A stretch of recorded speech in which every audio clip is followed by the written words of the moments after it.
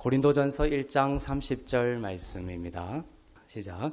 너희는 하나님으로부터 나서 그리스도 예수 안에 있고 예수는 하나님으로부터 나와서 우리에게 지혜와 의로움과 거룩함과 구원함이 되셨으니. 아멘. 기도하겠습니다. 우리는 삶을 살아가면서 위로부터 난 지혜가 필요합니다. 땅으로부터의 지혜가 아니라 성경은 위로부터 난 지혜가 우리에게 필요하다. 나의 지혜가 아닌 하나님이 주신 지혜가 필요합니다. 우리는 하나님은 우리를 거듭나게 하시고 세상의 상속자가 되게 하셨습니다. 그럼 무엇이 필요하겠습니까? 지혜가 필요합니다. 세상의 상속자로서 이 땅을 나의 생각과 그냥 나의 경험과 내 생각대로 세상의 상속자가 될 수 없죠. 하나님이 주시는 지혜, 그 하늘로부터 난 지혜가 우리에게 꼭 필요하다라는 것입니다. 솔로몬 왕도 통치에 있어서 지혜를 가장 필요로 했습니다. 솔로몬이 기브온에 있을 때 하나님께서 솔로몬이 그 꿈에 나타나십니다. 그리고 물으십니다. 너에게 무엇이 가장 필요하냐? 너에게 무엇을 줄까? 주님이 오늘 밤 여러분에게 나타나셔서 여러분에게 또 동일한 질문을 했다고 칩시다. 내가 너에게 무엇을 줄까? 그렇게 물으실 때에 우리의 마음은 어떠할까요? 근데 성경을 가만히 보면 솔로몬에게 찾아오시고 또 솔로몬과 나눈 그 대화를 통해서 우리가 주님께 구해야 할 가장 우선된 것, 우리 삶에 진짜 필요로 하는 것이 무엇인지 주님은 아시죠. 나는 지금 돈이 당장 필요해요. 난 지금 당장 어떤 직업이 당장 필요합니다. 근데 그거는 내 생각일 뿐이지만 하나님은 우리를 가장 잘 아시고 우리의 심중을 아시고 우리의 모든 상황을 아시죠. 그래서 변하지 않는, 어제나 오늘이나 영원토록 동일하고 변하지 않는 하나님께서 동일하게 영원히 변하지 않는 우리 삶에 꼭 필요한, 우리가 구해야 할 꼭 필요한 것이 무엇인지를 오늘 말씀하고 있습니다. 솔로몬에게 물으셨습니다. 내가 무엇을 줄까? 솔로몬이 대답을 했는데요. 그 말이 하나님 마음에 쏙 들었습니다. 하나님 마음에 쏙 들면 어떻게 하실까요? 다 주시겠죠. 열왕기상 3장 9절부터 10절을 보겠습니다. 시작. 누가 주의 이 많은 백성을 재판할 수 있사오리까? 듣는 마음을 종에게 주사 주의 백성을 재판하여 선악을 분별하게 하옵소서. 솔로몬이 이것을 구하매 그 말씀이 주의 마음에 든지라. 솔로몬 왕은 왕국을 다스리고 또 재판을 해야 하는 그런 역할까지도 해야 했기 때문에 많은 지혜가 필요했습니다. 솔로몬은 듣는 마음을 달라고 합니다. 이렇게 말하죠. 듣는 마음을 종에게 주사. 하나님은 이 듣는 마음을 그 다음 구절에서 하나님이 딱 받아가지고 다른 단어로 말씀하세요. 너가 지혜를 구했으니 이렇게 말씀합니다.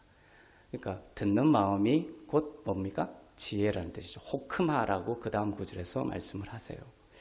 하나님께 듣는 것이 호크마, 지혜라는 것을 성경은 말씀하고 있습니다. 하나님과의 관계에서 지혜가 듣는 것이 우선이다. 근데 사람 사이에도 마찬가지입니다. 우리는 말 잘하는 법, 말하는 법 이렇게 많이 배우지만 사실은 모든 그 뛰어난 지혜자들이 말 잘하는 법은 뭐로부터 시작된다? 잘 듣는 것에서 시작된다라고 말하죠.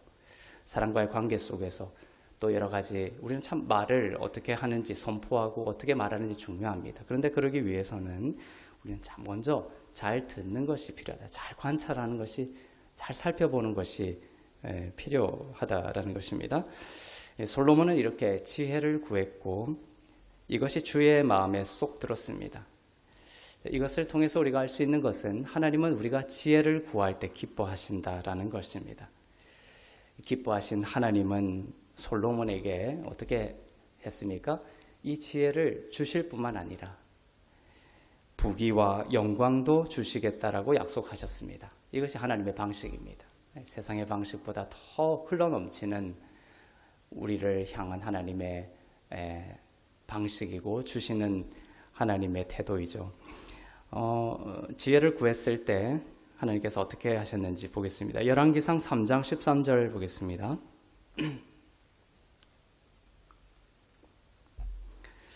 시작.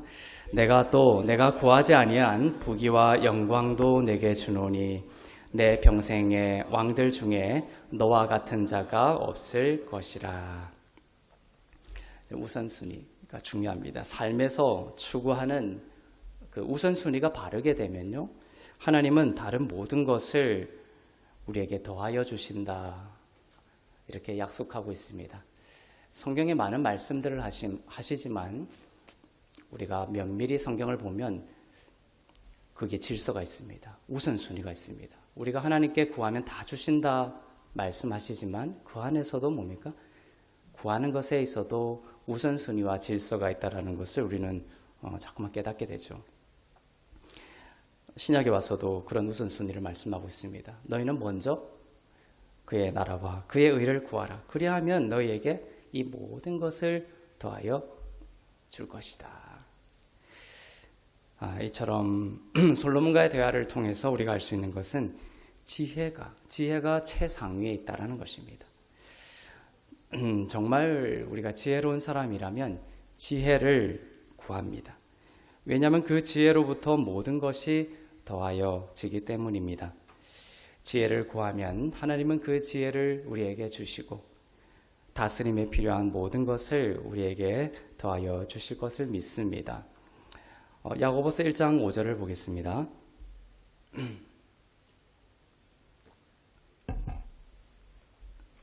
시작. 너희 중에 누구든지 지혜가 부족하거든 모든 사람에게 후히 주시고 꾸짖지 아니하시는 하나님께 구하라. 그리하면 주시리라. 너희에게 지혜가 부족하면 모든 사람에게 후히 주시고 넉넉하게 주신다고 말씀합니다. 후히 주시고 꾸짖지 아니하신다 약속하고 있습니다. 하나님은 구하는 자에게 주시는 하나님이십니다. 우리는 사실 구하지 않았는데도 받은 것이 너무나 많죠.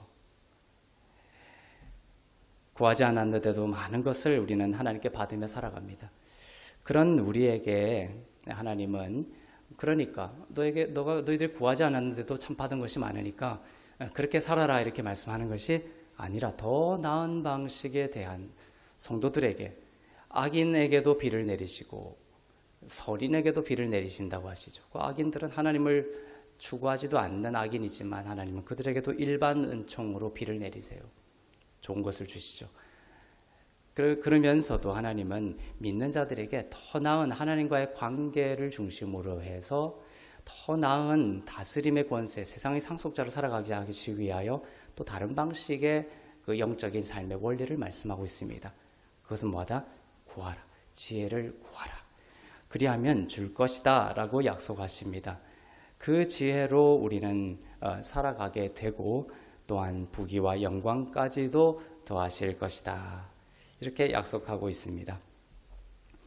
솔로몬이 이처럼 듣는 마음을 구하고 지혜를 하나님께 받았을 때에는 참 좋았죠. 그 하나님이 지혜를 주셨을 때 솔로몬은 그 지혜로 그 다음 장면이 무엇입니까? 그 솔로몬의 재판이라는 장면이 나옵니다. 사람의 지혜로 참으로 감당하고 핸들링하기 어려운 그 아주 크리티컬한 민감한 그 재판을 솔로몬이 하나님이 주시는 지혜로 지혜를 구했고 하나님이 지혜를 주셔가지고 그 솔로몬의 재판을 정말 아름답게 판결을 하게 되는 것을 우리는 확인할 수 있습니다. 이처럼 솔로몬은 지혜를 구해서 이처럼 모든 왕국을 지혜로 다스렸어요. 그렇게 지혜를 처음 받았을 때는 너무나 좋았습니다. 그런데 어느 순간 솔로몬은 무너지기 시작했습니다. 부귀와 영광이 도리어 독이 되었고 그의 삶과 왕국은 추락하기 시작했습니다. 그러니까 그 솔로몬이 어떻게 왕국을 잘 다스렸는가, 그리고 솔로몬은 어떤 시점부터 그 왕국이 추락하게 됐을까, 그의 삶이 추락하게 됐을까? 그것이 또한 지혜와 관련이 있다는 것이죠. 그렇게 추락하게 됐습니다. 왜냐하면 더 이상 솔로몬은 지혜를 구하지 않았습니다. 지혜가 뭐라고 했죠? 하나님께 듣는 마음이라고 했죠. 그렇게 하지 않으면서 왕국은 추락하기 시작했습니다. 하나님께 듣지 않았기 때문이죠. 그 대신 솔로몬은 무엇을 들었습니까? 이방신을 듣기 시작했습니다. 하나님이 주신 그 지혜와 함께 주신 그 부귀와 영광을 가지고 솔로몬이 어떻게 타락을 했냐면 여러 여인들을 취하였고, 거기서 더 나아가서 더 심각한 것은 뭐냐면 그 여인들이 섬기는 많은 이방 여인들을 부인으로 또 후궁으로 뒀거든요. 근데 그것의 그 심각한 이면에 더 심각한 것은 뭐냐면 그 믿음입니다. 그들이 이방신에 대한 믿음을 가지고 있었거든요. 이방신을 섬겼기 때문입니다.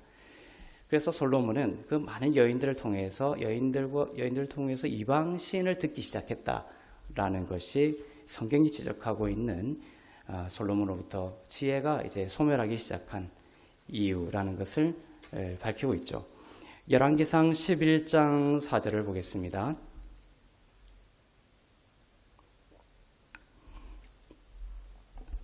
시작. 솔로몬의 나이가 많을 때에 그의 여인들이 그의 마음을 돌려 다른 신들을 따르게 하였으므로 왕의 마음이 그의 아버지 다윗의 마음과 같지 아니하여 그의 하나님 여호와 앞에 온전하지 못하였으니. 자, 이것이 이제 솔로몬의 추락의 시작이었습니다. 이렇게 되어 있죠. 그의 마음을 돌려. 그리고 왕의 마음이 이렇게 되어 있죠. 이 마음으로부터 모든 왕국의 추락은 그냥 결과일 뿐이에요. 어디서부터 시작됩니까? 모든 큰 댐도 그 구멍 하나에서 시작되죠. 그런 것처럼 이 마음을, 너의 마음과 생각을 지키라 이렇게 말씀하셨는데 우리의 마음과 생각을 지키지 못하고 하나님께 듣지 않고 말씀에서 듣지 않고 그리스도께 듣지 않고 이제 이방신을 듣기 시작하고 세상의 어떤 그런 전문가들의 이야기를 듣기 시작하고 그 다음에 사람의 말, 심지어 의사의 말, 의사가 이 병은 죽을 것입니다. 아니면 또 어떤 재정 전문가들이 이제 망하게 될 것입니다. 이런 사람의 말이라든지 이런 이방신과 사람의 말을 따르기 시작했을 때 그 마음을 지키지 못했을 때 이제 두려움이 싹 트기 시작하면서 그 결과로 이제 나중에는 모든 왕국까지도 망하게 되는 그런 결과가 일어나기 시작했죠. 그래서 이 솔로몬은 다른 신들을 예배하기 시작했습니다. 이 다른 신들과 그 다음에 하나님께 듣는 것, 다른 신들에게 들으면 어떤 영이 들어오느냐, 그리고 하나님께 들으면 어떤 영이 들어오느냐, 우리의 마음에 영향을 주죠. 솔로몬이 하나님께 듣지 않고 다른 이방신들에게 들었을 때는 그 이방신들은 자꾸만 이제 무거운 짐을 지우죠. 무거운 짐을 지우고 결국 이제 자기 비난을 하게 만듭니다. 그러나 지혜이신 예수님에게 우리가 듣는다면 예수님은 어떤 말씀을 하십니까? 수고하고 무거운 짐을 다 내게 맡겨라. 이 왕국을 너의 힘과 능력으로 다스리자. 그런 이방신들이 자꾸만 그렇게 얘기하지만 하나님께 딱 들으면 하나님은 수고하고 무거운 짐 다 내려놔. 내가 지혜를 줄 테니까 그 지혜로 이 나라 다스리면 돼. 이렇게 무거운 짐을 자꾸 나에게 맡기라고 말씀하시고 그 다음에 자기 비난을 거두게 합니다. 자기 비난을 거두게 하시고 영원한 사랑을 약속하여 주시는 것이죠. 이처럼 오늘날 그 신약 성경에서 성경은 그 구약에서 솔로몬이 구했던 그 지혜가 무엇인지를 신약에서 밝혀주십니다. 구약에서는 숨겨져 있지만 신약에서는 밝혀주시죠. 성경은 이 지혜가 예수 그리스도이심을 밝힙니다. 그래서 솔로몬이 그 듣는 마음을 달라고 했을 때 그것을 신약적으로 풀면은 예수 그리스도께 듣고 예수 그리스도의 말씀을 듣는 것이 지혜의 근본이라는 것을 말씀하고 있습니다. 그래서 고린도전서 1장 30절에 보면 그 고린도전서 1장 30절은 나는 누구인가를 밝혀줍니다. 여러분 누구입니까? 차 명분은 누구인가? 그것을 고린도전서 1장 30절은 가르쳐 주시면서 그런 나에게 그리스도께서 주시는 어떤 선물이 있습니다. 내가 누구인가를 참으로 아는 자에게 하나님이 주시는 큰 선물들이 있어요. 그런데 그 선물의 시작이 뭐로 시작하냐 하면 지혜로 시작합니다. 지혜가 그 모든 기차를 끌고 가는 머리가 되는 것이죠. 그 지혜가 바로 그리스도이며 그 지혜로부터 의로움과 거룩함과 구원이 실처럼 따라온다라는 것을 말씀하고 있습니다. 그래서 저는 지의 거구 이렇게 이제 옛날부터 외워왔어요. 지의 거구, 지혜와 의로움과 거룩함과 구원이 되신다. 예수 그리스도는. 고린도전서 1장 30절을 보겠습니다. 시작. 너희는 하나님으로부터 나서 그리스도 예수 안에 있고 예수는 하나님으로부터 나와서 우리에게 지혜와 의로움과 거룩함과 구원함이 되셨다. 그죠? 너희는 그리스도 예수 안에 있는 자라고 말씀합니다. 내가 그리스도 밖에 있다. 이런 믿음과 또 이런 상황에 있는 사람들에게는 이것이 따라오지 않습니다. 근데 그 시작을 우리의 바른 정체성을 먼저 알려주세요. 내가 그리스도 안에 있는 자이구나. 그리스도가 나의 삶을 품고 있구나. 주님이 나를 참 이뻐하는구나. 나는 안심해도 되는구나. 내가 그리스도 안에 있다라는 그 정체성을 먼저 알려주세요. 내가 그리스도 밖이 아니라 그리스도 안에 있는 자라는 그 지혜가 우선입니다. 우리 교회 성도들은 날마다 이 진리를 고백하며 살아가죠. 나는 그리스도 밖에서가 아니라 나는 그리스도 안에서. 그죠? 우리 축도할 때도 그렇게 하죠. 난 주 안에서 의롭고 흠없고 거룩한 자다. 그 안에서라는 믿음을 하나님은 우리에게 가르쳐 주십니다. 나는 그리스도 안에서 의롭고 흠없고 거룩합니다. 안전합니다. 그 고백의 근거입니다. 너희는 그리스도 예수 안에 있고 예수는 우리에게 뭐가 된다? 지의 거구가 된다. 지의 거구, 지혜와 그 지혜가 끝으로 가지 않습니다.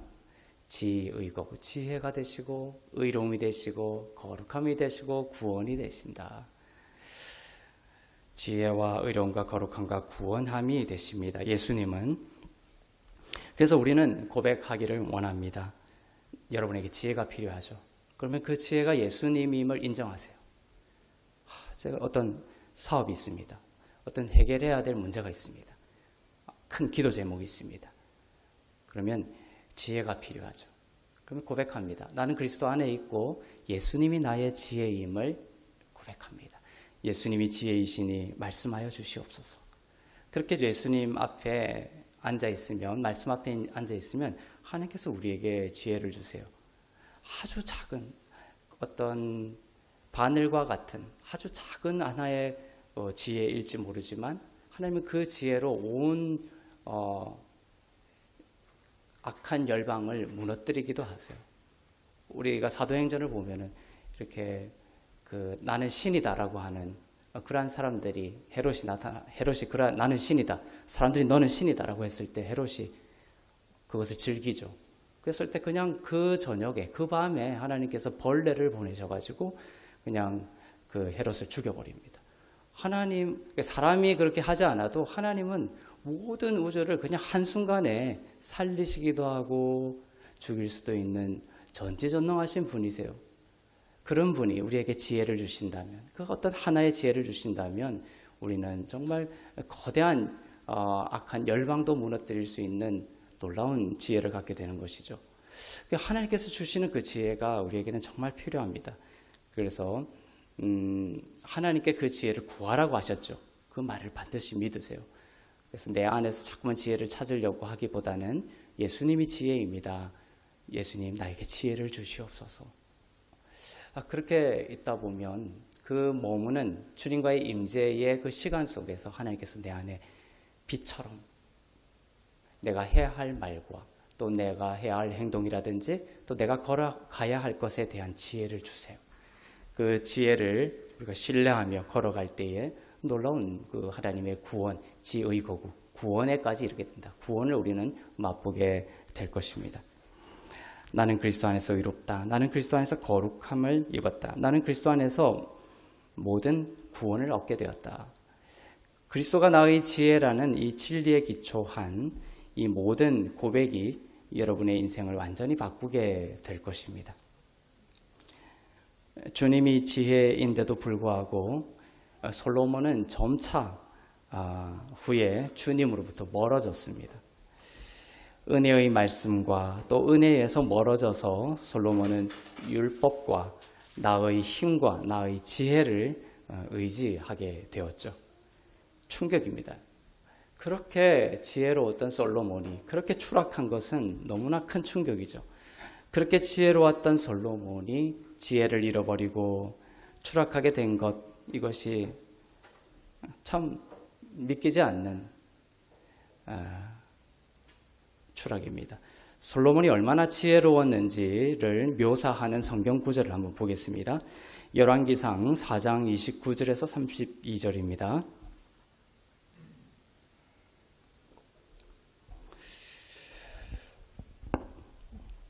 여러분도 하나님께 지혜를 구하면 하나님께서 여러분의 삶에 부르심에 소명에 필요한 이 모든 지혜를 주실 것을 믿으며 한번 보겠습니다. 시작. 하나님이 솔로몬에게 지혜와 총명을 심히 많이 주시고 또 넓은 마음을 주시되 바닷가의 모래같이 하시니 솔로몬의 지혜가 동쪽 모든 사람의 지혜와 애굽의 모든 지혜보다 뛰어난지라. 그는 모든 사람보다 지혜로워서 예스라 사람 에단과 마홀의 아들 헤만과 갈골과 다르다보다 나음으로 그의 이름이 사방 모든 나라에 들렸더라. 그가 잠언 3000가지를 말하였고 그의 노래는 1005편이며. 솔로몬의 지혜가 동쪽, 당시 그 동쪽은 지혜의 땅이었어요. 많은 그 해안 지혜로운 자들이 살고 있었고 그 책들이 지금도 남아가지고 많은 철학자들과 사상가들이 영향을 주었죠. 그런데 솔로몬의 지혜가 동쪽의 모든 사람의 지혜와 애굽의 모든 지혜보다 뛰어났습니다. 더 뛰어났다는 것이죠. 하나님이 주시니까.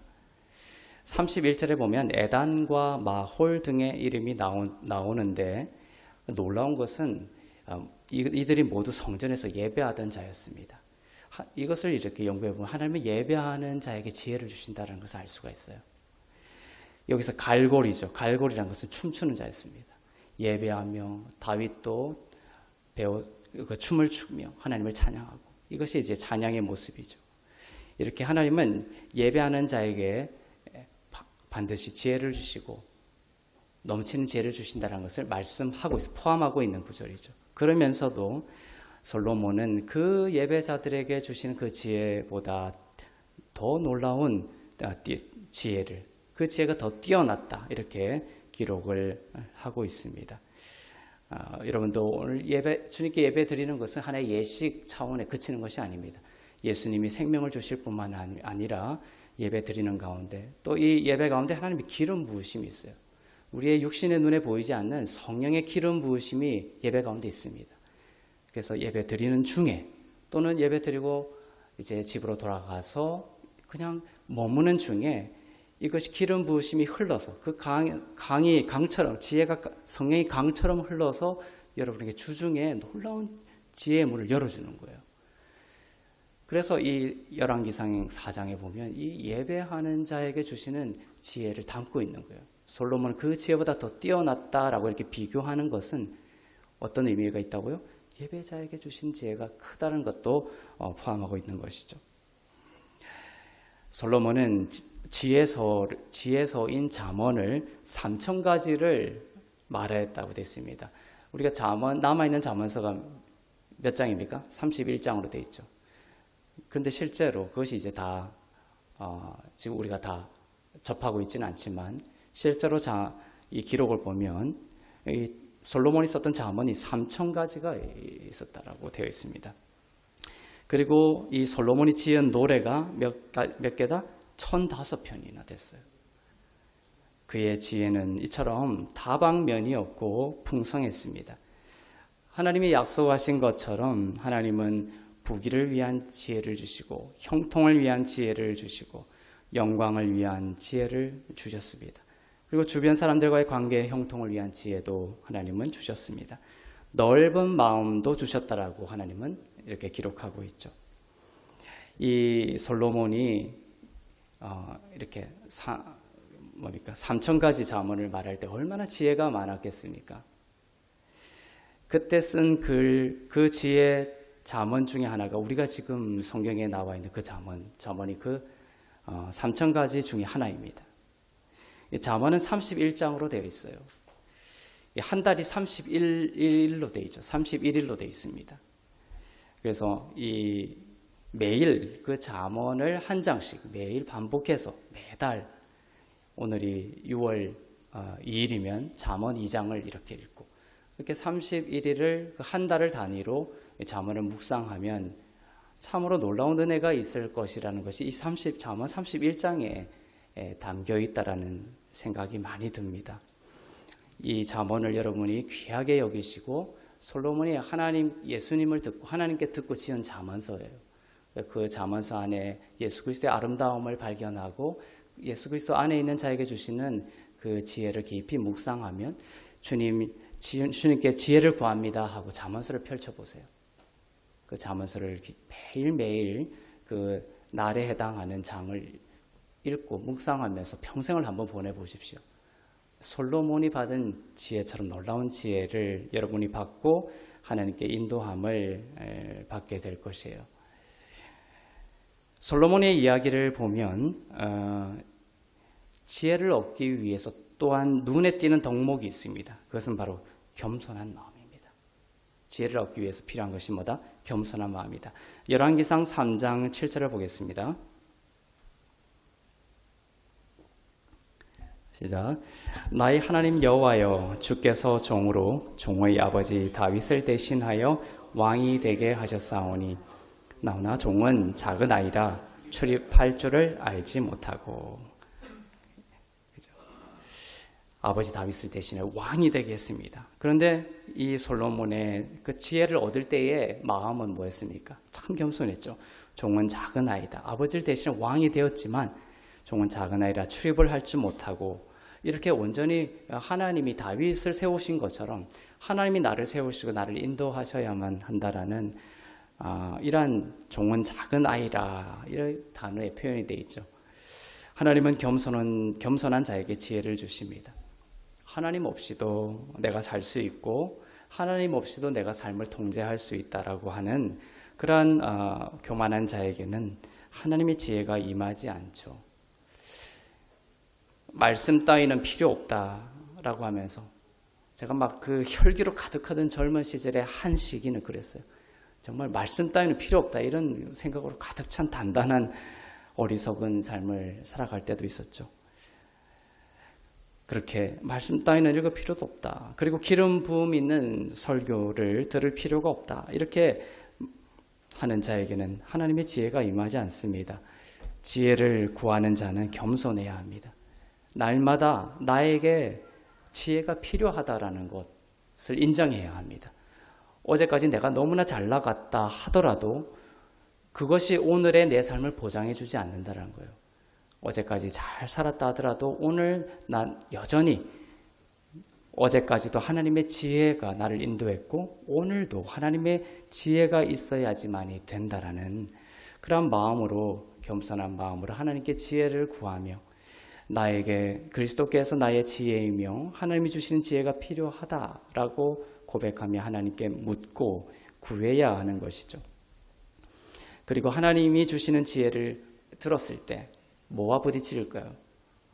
나의 생각과 부딪히겠죠. 이건 필연적으로 따르는 것입니다. 하나님이 지혜를 안 주시는 것이 아니라 많은 사람들이 이 지점에서 실패합니다.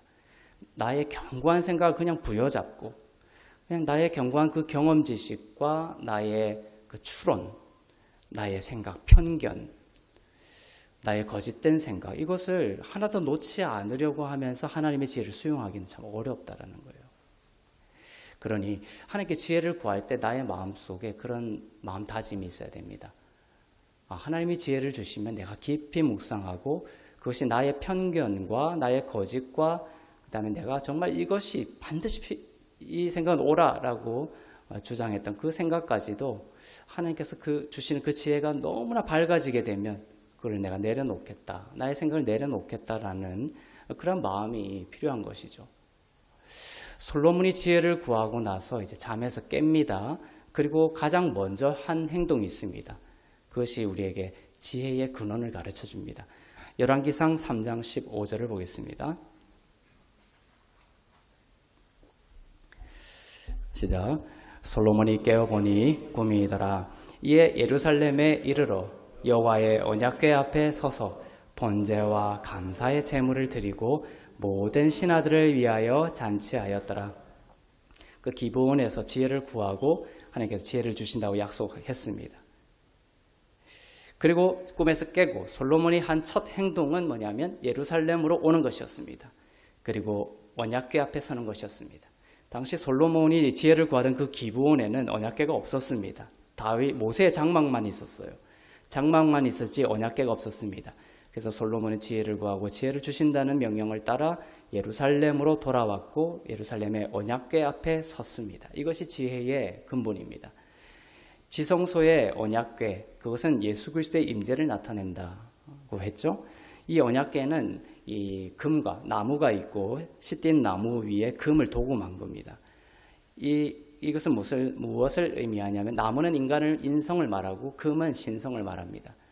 완전하신 하나님이시고 완전한 인간이신 예수 그리스도를 나타내죠. 이 언약궤는 완전한 사람이자 완전한 하나님이신 예수님 앞에 솔로몬이 섰다. 지혜를 구하며 섰다라는 것입니다. 이 언약궤에 뚜껑이 있는데 이것이 이제 뚜껑을 열고 닫을 수가 있습니다. 근데 그 뚜껑을 뭐라고 합니까? 속죄소라고 해요. 이 속죄소가 그 위에 짐승의 피가 뿌려집니다. 십자가에 예수님의 공로를 뜻합니다. 피가 뿌려진 자리입니다. 그 피를 볼 때마다 나의 재앙이 넘어갈 것이라고 하셨던 그 의미의 자리이죠. 솔로몬은 가장 먼저 그 언약궤 앞에 섰고 그 속죄소 앞에 섰던 것입니다. 솔로몬은 예수 그리스도의 임재를 구한 것입니다. 사람이 지혜를 갖는 첫 특징은 이처럼 예수님을 인격적으로 사모하는 것입니다. 예수 그리스도의 임재를 가치 있게 여기고 예수 그리스도의 임재를 구하며 임재 안으로 들어가는 것입니다. 솔로몬이 언약궤 앞에 섰다라는 것을 잊지 마십시오. 그 지혜가 거기서부터 나오는 것입니다.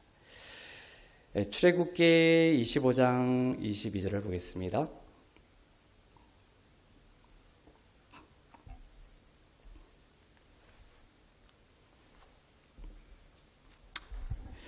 네, 여기 속죄소 위에서 말씀하신다 되어 있습니다. 시작.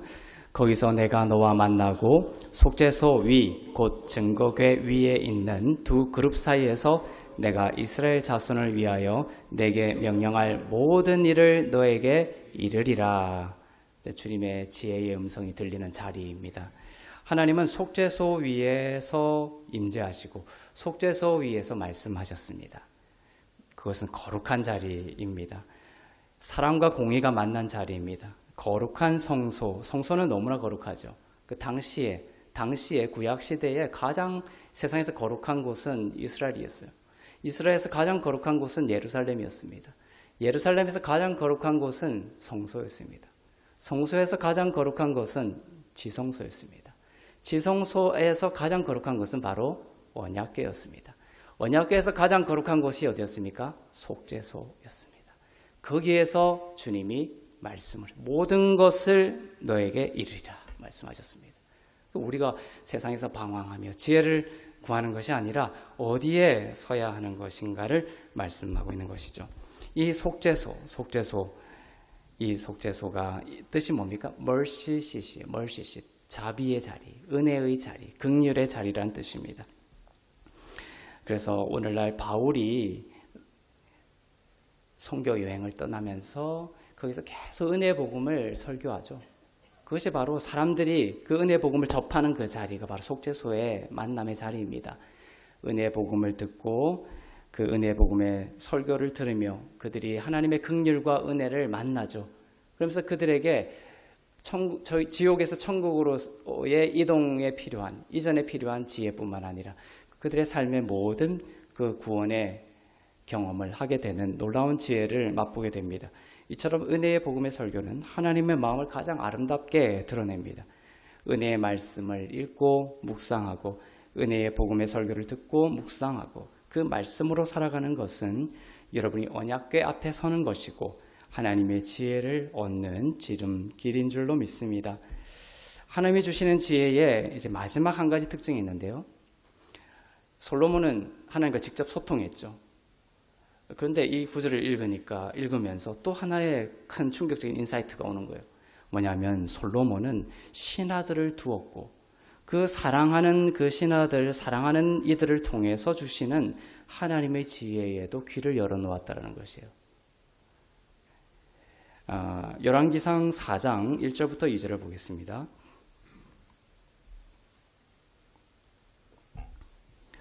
시작. 솔로몬 왕이 온 이스라엘의 왕이 되었고 그의 신하들은 이러하니라. 사독의 아들 아사리아는 제사장이요. 자, 이렇게 쭉 신하들이 이제 열거가 됩니다. 그 일부만 지금 읽은 것입니다. 솔로몬에게 왜 제사장이 필요했겠습니까? 그는 하나님과 직접 음성을 주고받는 관계를 갖고 있었습니다.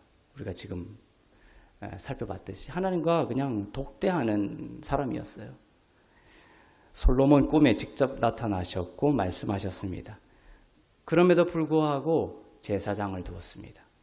오늘날에도 하나님은 영적 리더들을 하나님의 질서 안에 세우시고 하나님의 사람들을 먹이고 하나님의 길을 갈 수 있도록 돕기 위해 사용하고 계십니다. 근데 인본주의자로 생각하면 저도 이 말이 참 싫어요. 그죠? 그냥 하나님과의 관계만 갖고 하나님의 음성만 들으면 되지. 이런 그 육신의 생각들이 자꾸만 드는데, 근데 성경을 이렇게 보면은 하나님은 그 관계도 중시하지만 하나님의 사랑하는 그 교회 안에 하나님 나라의 영적 질서를 통해서 영적인 리더들과 영적인 동료들과 영적인 형제 자매들을 통하여 세우셔서 그들을 통하여서도 귀를 열게 하시고 그들을 통하여서도 하나님의 지혜를 가르쳐 주신다라는 것을 절대로 부인할 수가 없는 거예요. 성경을 쭉 읽어보십시오. 신약에도 사도행전을 쭉 보십시오. 바울은 거침이 없었죠. 아주 자기 주장도 강하고 그도 하나님과 직통으로 받던 사도였거든요. 다른 사람 말 필요 없다 이런 생각이 중간중간에 그러한 그 넘어짐들이 보이기도 하긴 합니다. 그렇지만 바울은 디모데에게서도 듣고 또 장로들에게도 듣고 사람들에게도 듣고 이런 것들을 기본적인 영적인 마인드로 가지고 있었어요. 나는 단독으로 하나님께 음성을 들으니까 하나님의 사람들이나 영적인 리더들은 필요 없어라는 사람들이 있지만 그것은 하나님 나라에 대한 오해입니다. 여러분도 하나님의 음성을 듣는 자이지만 성경은 여러분을 위해 하나님의 음성을 듣는 영적인 리더들에 대해서도 말씀하고 있습니다. 바울이 그 선교 여행을 바울이 그 로마로 잡혀갈 때 그 바울이 뭐 배와는 상관없는 자였죠. 그런데 그 배에 대해서는 전혀 알지 못했지만 그 로마로 향하는 그 배가 있었는데 배가 큰 풍랑을 만나게 됩니다. 그리고 어디에 정박해야 될 건지, 가야 되는지, 어디에 머물러야 되는지 이러한 것들을 누가 제일 잘 알겠습니까? 선장이 제일 잘 알겠죠. 아주 그냥 잔뼈가 굵은 선장이 있었습니다. 호송하는 죄인들, 아주 그와 정치범, 그 다음에 신성모독범을 싣고 로마로 가던 아주 잔뼈가 굵은 선장이었어요. 그러니까 이런 기후들을 보고 별을 보고 그다음에 모든 바람을 보고 어디에 정박해야 되겠다 이런 것들을 다 판단할 수 있는 인간적인 지혜와 지식과 경험이 많은 사람이었죠. 그런데 그 사도행전의 그 구절을 보면 그 선장이 누구에게 지혜를 구하냐면 바울에게 지혜를 구합니다.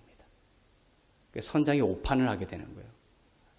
사람은 아무리 지혜가 뛰어나도 모든 것에 뛰어나질 않습니다. 하나님의 지혜 모든 것을 창조하시고 통치하시고 또 하나님의 백성의 영적 질서를 따라 주시는 그 하나님의 지혜가 있다는 것이죠. 그래서 바울에게 하나님께서 먼저 말씀하십니다. 선장에게 또 이렇게 말할 수 있죠. 저 집사님 말씀 그 말씀을 통해서 하나님이 나에게 지혜를 주신다고 말할지 모르지만은 그럼 하나님이 나에게 직접 말씀하시면 되잖아요. 이런 생각 많이 하죠. 말도 많이 들었을 것입니다. 그게 하나님 말씀이라면 왜 저에게 직접 말씀하시지 왜 당신을 통해서 말을 하겠냐고 이렇게 쉽게 말할 수 있을지 모르지만 성경을 가만히 보면 그렇게 하나님 그렇게만 운행하시는 분이 아니라는 거예요. 하나님의 사람들을 통하여서도 계속해서 말씀을 하십니다. 그것이 지혜죠. 그래서 선장에게 직접 말씀하시면 되잖아요. 하나님께서 나타나셔가지고. 그렇지만 하나님은 바울을 통해서 말씀하셔서 선장에게 그 배의 모든 행로에 대해서 지혜를 말씀하게 하시는 것이죠. 바울도 넘어질 때가 있었습니다. 바울도 에베소에 있을 때 장로들이 모여서 바울에게 이야기를 합니다. 장로들이 모여서 기도를 하는데 예루살렘에 지금 가지 말라고 했거든요. 성령께서 바울이 지금 예루살렘으로 가는 것을 막으신다. 그러니 바울 가지마. 사도 바울, 당신 지금 예루살렘에 갈 때가 아니다. 이렇게 했습니다. 그때 사도 바울이 이렇게 말합니다. 나에게 주신 소명, 곧 은혜의 복음을 전하는 일을 마치려 하면은 나의 생명조차 조금 더 귀한 것으로 여기지 아니하겠다라고 하면서 내가 예루살렘으로 가야 되겠다. 그렇게 하고 난 뒤에 다음 구절이 뭐냐면 그가 워낙 그렇게 강력하게 주장하니까 이렇게 돼 있어요. 장로들이 그냥 하나님께 맡기고 바울을 그냥 맡겨버리는 그런 장면이 나옵니다. 그래서 그때 이제 바울이 예루살렘을 향하게 되고 엄청난 환난과 고난을 당하게 되죠. 만약에 그때 바울이 그 장로들에게 임한 성령의 음성을 듣고 그 시기를 늦췄거나 다른 길을 택해서 예루살렘을 가고자 했다면 바울은 당하지 않아도 될 고통, 당하지 않아도 될 환난을 피해갈 수 있었을 것입니다. 그때 이제 사도행전이 그렇게 분명하게 말하고 있어요. 성령께서 장로들에게 이렇게 딱 기록하고 있습니다. 장로들의 생각이 아니었어요. 장로들에게 그러한 하나님의 음성이 임했죠. 그래서 바울은 그러한 우리가 인간이기 때문에 누구도 자고할 수 없습니다. 아무리 섰으면 넘어질까 두려워하라 이런 말씀처럼 우리가 날마다 바울이 얼마나 대단한 지혜를 하나님께 구하라고 하면서 막 그 로마서 고린도서까지 쓴 사람인데도 넘어지는 순간들이 온다라는 거예요. 영적인 그러한 어려움들이 올 수가 있습니다. 그럴 때 바울은 그러한 모든 상황들을 통해서 정말 하나님께서 주시는 지혜가 필요하고 그것을 구해야 하고 하나님께서 나에게도 직접 말씀하시기도 하지만 또한 하나님의 사랑하는 사람들을 통해서도 나에게 하시는구나. 이러한 겸손한 마음으로 하나님이 주시는 음성의 영역을 이렇게 넓혀놔야 되는 것입니다. 그래서 여러분 지혜를 구할 때 하나님께 직접 기도하기도 하지만 여러분을 미워하는 사람 말고요. 여러분을 사랑하는 사람, 여러분을 위해서 기도하는 사람, 여러분을 위해서 기도하는 영적인 리더들, 그들에게 기도 부탁을 하고 지혜를 구하고 그분들이 하나님의 음성을 듣고 전해주는 그 지혜에 대해서도 귀를 열고 있어야 돼요. 하나님은 아내를 통해서 참 많은 말씀을 하시는 걸 볼 수가 있어요. 많은 남성들이 수백만 원 들여가지고 포럼 같은 데서 지혜를 구하지만 돌아왔을 때 아내가 하는 그 한마디가 엄청난 지혜의 말씀인 경우가 너무나 많죠. 돈 한 푼 안 들이고 하나님이 지혜자를 옆에 두셨어요. 그런데 많은 사람들은 그런 하나님의 지혜의 질서를 알지 못하고 그냥 먼 곳에서 여자분들도 마찬가지예요. 아내도 마찬가지입니다. 남자와 여자를 서로 두 사람이 뜻이 같지 아니하면 어떻게 한 길을 가겠느냐 이런 구절이 있거든요. 성경에.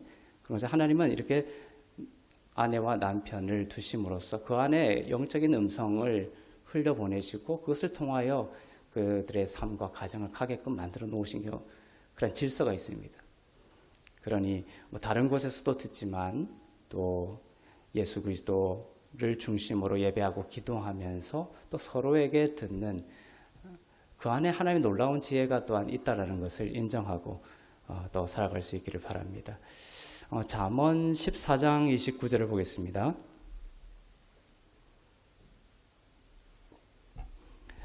시작. 노하기를 더디하는 자는 크게 명철하여도 마음이 조급한 자는 어리석음을 나타내느니라. 네, 조급하고 화를 잘 내는 사람들은 지혜를 얻는 것이 아니라 도리어 어리석음을 나타냅니다. 조금 늦게 가더라도 그것이 제일 빠른 길이라는 거예요. 조금 늦게 가더라도 지혜를 구하며 가는 것이 가장 빠른 길입니다. 참된 영적인 리더는 몰아붙이거나 노하거나 정죄하는 식으로 지혜를 전하지 않습니다. 그것은 거짓 목자죠. 여러분 스스로도 지혜이신 그리스도 앞에서 하나님의 지혜를 겸손히 구하며 얻기를 바랍니다. 그리고 오늘 말씀처럼 조급해하지 마시고 화가 나고 또 불안과 두려움 속에서 가진 그런 생각이나 그런 사람이 건넨 조언은 다시 그리스도께 가져가 보실 수 있기를 바랍니다. 그리고 여러분은 사랑하는 이와 또 여러분을 사랑하는 영적인 사람들의 지혜를 또한 존중하며 그들의 지혜가 정말 위로부터 온 지혜라면 그 지혜가 여러분에게 양식이 되고 또 삶의 등불이 될 것입니다. 자, 마지막으로 위로부터 난 지혜에 대한 말씀을 읽고 말씀을 마치겠습니다. 하나님으로부터 오는 지혜는 어떤 것일까? 지혜를 구하죠. 그럼 음성이 들립니다. 또 다른 사랑하는 이들을 통하여 또한 지혜를 주십니다. 그럴 때 기준이 될 수 있습니다. 자, 위로부터 난 지혜는 어떤 것인가 보겠습니다. 야고보서 3장 17절입니다. 시작. 오직 위로부터 난 지혜는 첫째 성결하고 다음에 화평하고 관용하고 양순하며 긍휼과 선한 열매가 가득하고 편견과 거짓이 없나니. 네. 한 주간 이 말씀을 한번 하나하나 단어 하나하나를 주님께 가져가며 깊이 한번 묵상해 보십시오. 그러면 많은 음성들, 많은 정보들, 많은 어떤 지혜의 말들이 막 우리들에게 휩쓸려 올 때 그것을 위로부터 난 지혜 이 기준에 맞추어서 여러분의 삶의 등불로 삼을 수 있게 될 것입니다. 이러한 위로부터 난 하나님의 지혜를 그리스도께 겸손히 구하고 여러분의 삶의 모든 길에서 구원을 얻는 축복의 자녀들 다 되시기를 주님의 이름으로 축복합니다. 기도하겠습니다.